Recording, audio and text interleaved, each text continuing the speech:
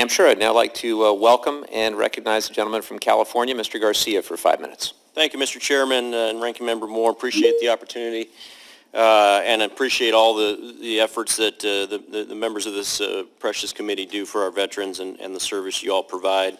I'm here today to support my bill, H.R. 2650, which is the Military Spouse Licensing Relief Act.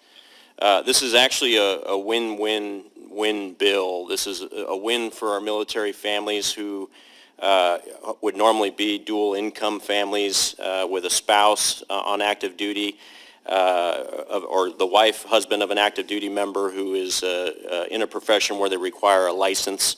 It's a win for our communities because we get another valuable member of our community to be able to serve in various practices that require licensing. And it's a win for the government and our nation's security. Right now, one of the biggest challenges our active duty service families have and our service members in terms of recruitment and retention is quality of life. And what we're seeing is as family members are moved around throughout the country, if they are moved from, say, South Carolina to California, if they're in a profession that requires a license, like a nurse, a teacher, a beautician, paralegal, a doctor, that license is not valid in the state that they get orders to. So when they move, they have to go through the requalification process, which is sometimes very lengthy depending on the profession, in some cases more than a year, and in some cases very expensive. We're talking potentially thousands of dollars in some cases depending on the profession. And so what ends up happening is the spouse of the active duty member ends up not going through that process. They can't afford it, they don't want to deal with it, and the dual income family now goes to a single income family, which, as you know, with military base pay the way it is insufficient and may put that family below the poverty line. Right now, military spouse unemployment is over 20%. This is significantly orders of magnitude higher than the national average.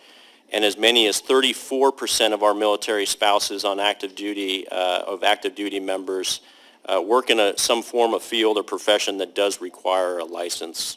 So this would simply allow the spouse to cross-deck that license from one state to another. It's similar to what we do for our active duty families in terms of driver's licenses. It's a pretty straightforward approach to this. There are obviously efforts going on right now within various states for reciprocity. Those conversations are moving, frankly, too slowly. We're losing family members. We're losing active duty members, having a hard time retaining talent because of this. We had in the NDAA in 2018 an allotment for $500 to offset some and reimburse some of the expenses for relicensing. That was increased to $1,000 recently, but it's still too painful and too costly given what we have. We did get this bill passed in the NDAA last year, FY22 NDAA. It did not get through the Senate, unfortunately, but this is ultimately a very critical piece of legislation that will, again, be a win-win-win. Win for the service members and their families, get them to be a dual income family. It's a win for our communities who now have the ability to tap into talented nurses, teachers, paralegals, doctors, desperately needed professions.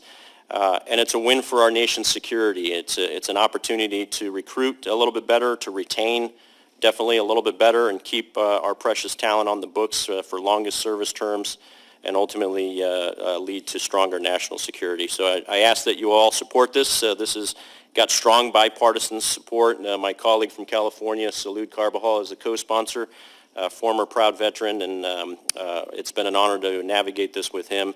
And I'm also willing to work with colleagues to address any concerns that we have in the final passage of this bill, either through amendments or answering any questions that you all have. So again, Mr. Chairman, thank you for having me and appreciate the support.